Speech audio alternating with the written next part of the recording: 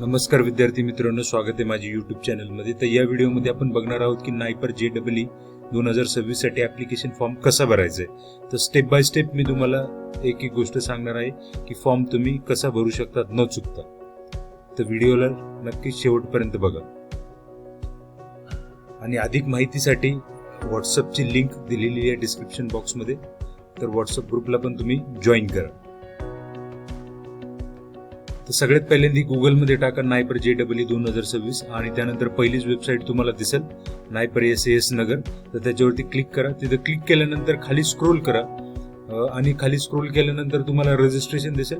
तर बाकीच्या गोष्टीचं शेड्यूल ब्राउचर तुम्ही बघू शकता. रजिस्ट्रेशन वरती क्लिक करा आणि क्लिक हिअर वरती आता पुन्हा एकदा क्लिक करा सेकंड विंडोमध्ये. इथं तुम्हाला एक्सटर्नल वेबसाईटला घेतलं जाईल आणि त्यानंतर ह्या ज्या काही प्रोसेस आहेत ह्या तुम्हाला करायच्या, जसं की application registration, fill application form, know your payment status आणि प्रिंट ऍप्लिकेशन फॉर्म. तर ह्या चारही स्टेप्स आपण वन बाय वन बघणार आहोत. तर सगळ्यात पहिल्यांदा ऍप्लिकेशन रजिस्ट्रेशन वरती क्लिक करा. तिथं क्लिक केल्यानंतर तुम्हाला रजिस्ट्रेशन करायचं आहे. त्यानंतर तुमचा एक ID जनरेट होईल. तर इथं प्रिव्हियस युनिव्हर्सिटी नंबर, तुमचा परमनंट रजिस्ट्रेशन नंबर जो PRN नंबर असतो किंवा असा नंबर जो तुमच्या रिझल्टवरती फर्स्ट टू फायनल पर्यंत सारखंच आहे. सीट नंबर टाकू नका. सीट नंबर बऱ्याचशा युनिव्हर्सिटीमध्ये चेंज होईल, जसं की पुणे विद्यापीठामध्ये सीट नंबर हा चेंज होत असतो प्रत्येक सेमिस्टरला. तर तुम्ही परमनंट रजिस्ट्रेशन नंबर टाका. Candidate name as per 10th certificate matriculation म्हणजे 10वीच्या नुसार टाका ते. आणि त्यानंतर कॅन्डिडेट नेम ॲज पर आधार कार्ड. इथं नाव थोडंसं उलटं पालटं असू शकतं, नाव आडनाव जसं तिथं नाव आहे आधार कार्डचं जसं नाव आहे तसंच नाव टाका. चेंज इथं काही करू नका. त्यानंतर तुमची आधार झाल्यानंतर डेट ऑफ बर्थ वरती क्लिक करा. तर डेट ऑफ बर्थ वरती तुम्हाला तिथं डेट ऑफ बर्थ सिलेक्ट करण्यासाठी ऑप्शन येईल. त्यानंतर तुम्हाला मोबाईल नंबर तुमचा टाकायचा आहे. चालू मोबाईल नंबर तोच टाका. ईमेल ID जो चालू आहे तोच टाका. त्यानंतर तुम्ही कशासाठी अप्लाय करत आहात, तर जो प्रोग्राम आहे त्याला तुम्ही क्लिक करा. जसं की मी आता MS M.Com, MTech और MBA साठी अप्लाय करत आहोत. आणि यावेळेस अजून एक ऑप्शन दिलेला आहे, तो तुम्हाला मी नंतर दाखवतो. आता कॅटेगरीमध्ये बघा, तुम्ही जनरल वरती सिलेक्ट केलं तर EWS तुम्हाला विचारलं जाईल. OBC मध्ये जर सिलेक्ट केलं तर बाकीचं काही दाखवत नाही. तुम्हाला क्रिमिलियर नॉन क्रिमिलियर हा नंतरचा विषय येईल, पुढं आहे तो. तर इथं NT कॅटेगरी जी आहे ती OBC मध्येच कन्सिडर केली जाते, हे पण लक्षात ठेवा. बाकीचे SC कॅटेगरी तुमच्या कास्टनुसार तुम्ही टाकून देऊ शकता. त्यानंतर पुढचा ऑप्शन आहे physically disabled, yes or no. जर सर्टिफिकेट असेल तरच येस म्हणा. नंतर डिक्लेरेशन वरती क्लिक करा आणि नेक्स्ट वरती क्लिक करा.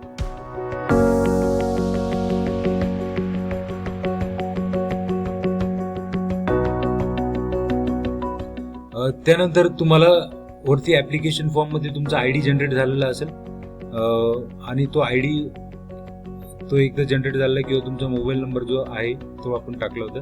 आता वन बाय वन इथं ही एक एक इन्फॉर्मेशन तुम्हाला फिलअप करायची. Are you applying for MBA, MTech और M.Com, तर त्याच्यावरती क्लिक करा.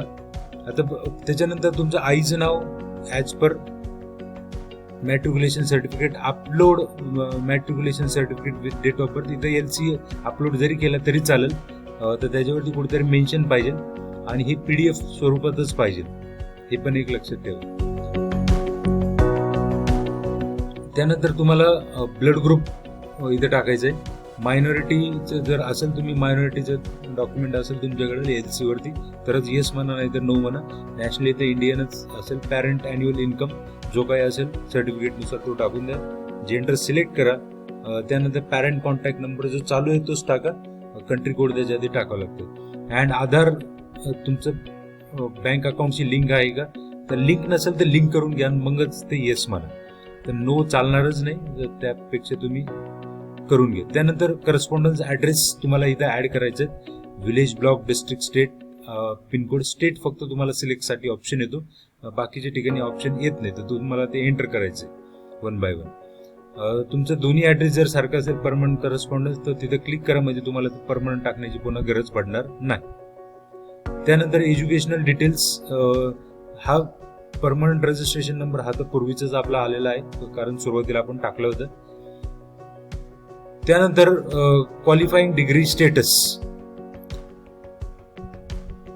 आता हे क्वालिफाईंग डिग्री स्टेटस जे आहे तर त्याच्यावरती तुम्ही क्लिक करा आणि क्लिक केल्यानंतर तुम्हाला असं दिसेल अपिअरिंग ऑर कम्प्लिटेड.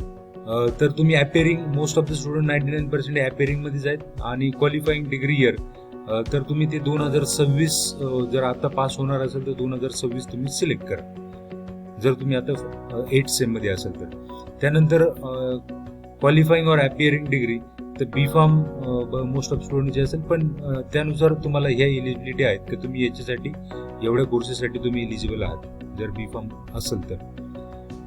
त्यानंतर तुम्हाला ऍड करायचं इथं कॉलेजचं नेम, जे काही कॉलेजचं नेम आहे, त्यानंतर युनिव्हर्सिटी आणि NRF रँकिंग जे आहे ते NRF रँकिंग तुम्ही गुगलवरती सर्च करा. तशी ती काही मॅन्डेटरी नाही, रीड मध्ये नाहीये, नाही टाकली तरी चालून जाईल. पण जर असेल NRF रँकिंग तर तुम्ही टाकून द्यायची. त्यानंतर तुम्हाला मार्कशीट इथं अपलोड करायचंय.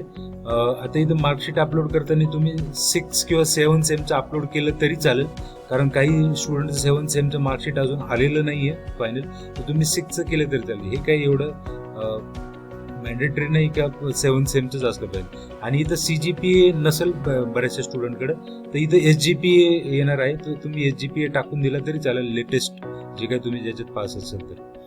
आणि तुम्हाला स्पॉन्सरशिप भेटलेली असेल तरच तुम्ही येस म्हणा, नाहीतर नो म्हणा. ही स्पॉन्सरशिप जी असते तर ते काही प्रायव्हेट ऑर्गनायझेशन किंवा गव्हर्नमेंट ऑर्गनायझेशन फंडिंग करतं, त्यानुसार ते असते. बँक डिटेल्स तर पासबुकवरचं जसं नाव आहे तसंच तुम्ही इथे टाका, चेंज करू नका, जसं पासबुकवर असेल तसं. अकाउंट टाईप सेव्हिंग करंट कोणतं असेल ते टाकून द्या तुम्ही. अकाउंट होल्डर नेम इथं टाकायचं. कॅन्डिडेट बँक नेम ते वेगळा विषय होता. त्यानंतर आयडेंटिटी प्रूफसाठी आधार कार्ड किंवा वोटर आयडी. तर आधार कार्ड टाकलं, वोटर आयडीची काही गरज नाही. सेंटर प्रेफरन्स, तर इथं जे सेंटर तुम्हाला जवळचे असतील तर तुम्हाला 3 टाकायचे आहेत, तर ते हे याच्यापैकी कुठलं तरी तुम्ही एक सिलेक्ट करा. त्यानंतर तुम्हाला अपलोड करायचंय पासपोर्ट साईज फोटो लेस दॅन 50 KB आणि सिग्नेचर ती सुद्धा पाहिजे लेस दॅन 30 KB. तर ही PDF चालणार नाही, ही JPG किंवा JPEG फॉर्मॅटमध्येच असलं पाहिजे. आणि हे सगळं झाल्यानंतर तुम्ही डिक्लेरेशन वरती क्लिक करून सेव्हला क्लिक करू शकता. आणि प्रिव्ह्यूचा सुद्धा तुम्हाला एकदा ऑप्शन येतो मॉडिफाय करण्यासाठी, तर तुम्ही ते पण करू शकता. आता इथे एक महत्वाचा विषय राहिला होता की जसं तुम्ही GPAT आपण वरती बी फार्म डिग्री घेतली होती, तर GPAT इथं क्वालिफाईंग एंट्रन्स आपल्याला ऑप्शन येतो आणि पासिंग इयर 2026 येतं. पण तुम्ही दुसऱ्या सपोज 2025 मध्ये जर तुम्ही पासआउट झालेला असेल, कारण त्यांनी बरेच सारे ऑप्शन्स दिलेले आहेत, 25 मध्ये जर पासआउट झालेले असेल तर तुम्हाला बाकीचे स्कोर टाकता येतात. पण तुम्ही 2026 मध्ये जर असेल, तुमच्याकडे GPATचं सर्टिफिकेट नाहीये असं त्यांनी कन्सिडर केले, तुम्ही जरी नसेल कन्सिडर केलं तर. पण ते ऍडमिशनच्या वेळेस तुम्हाला, काउन्सिलिंगच्या वेळेस तुम्हाला लागणार आहे. आणि इथं तुम्हाला नंबर टाकण्यासाठी कुठेही ऑप्शन येत नाही.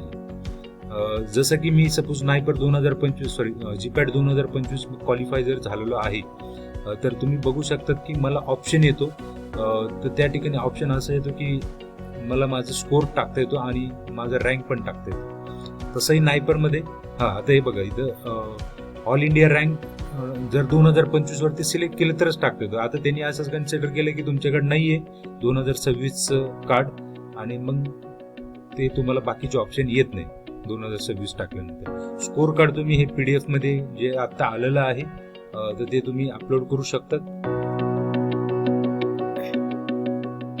आता जसं मी पेमेंट वरती प्रोसीड केलं होतं, तर पेमेंट वरती प्रोसीड केल्यानंतर त्याच विंडोमध्ये पुन्हा आपल्याला पेमेंटचा ऑप्शन येतो. तर याच्यापैकी कुठला तरी एक ऑप्शन तुम्ही निवडा. नेट बँकिंग असेल किंवा credit card, debit card, UPI. तर मी UPI ला सिलेक्ट करणार आहे आणि प्रोसीड टू पेमेंट. तुम्ही इथं एकदा चेक करा, कारण पेमेंट झाल्यानंतर काही चेंजेस होणार नाही. तर पेमेंटच्या आधीच काही जे चेंजेस करायचे ते चेंजेस करून घ्या. आता हा एलिजिबिलिटी, आता माझं पेमेंट ऑलरेडी झालेलं आहे आणि मी ह्या कोर्सेससाठी इलिजिबल आहे. तर तुम्ही हे प्रिंट करून तुमच्याकडे ठेवू शकतात. तुम्ही याला प्रिंट करा आणि तुमच्याकडे ठेवून द्या.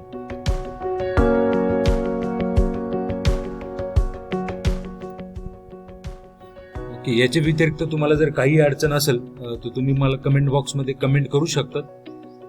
तर हे कुठं आपल्याला पाठवायचं नाहीये, हे फक्त प्रिंट करायचं आहे. हे लक्षात राहू द्या.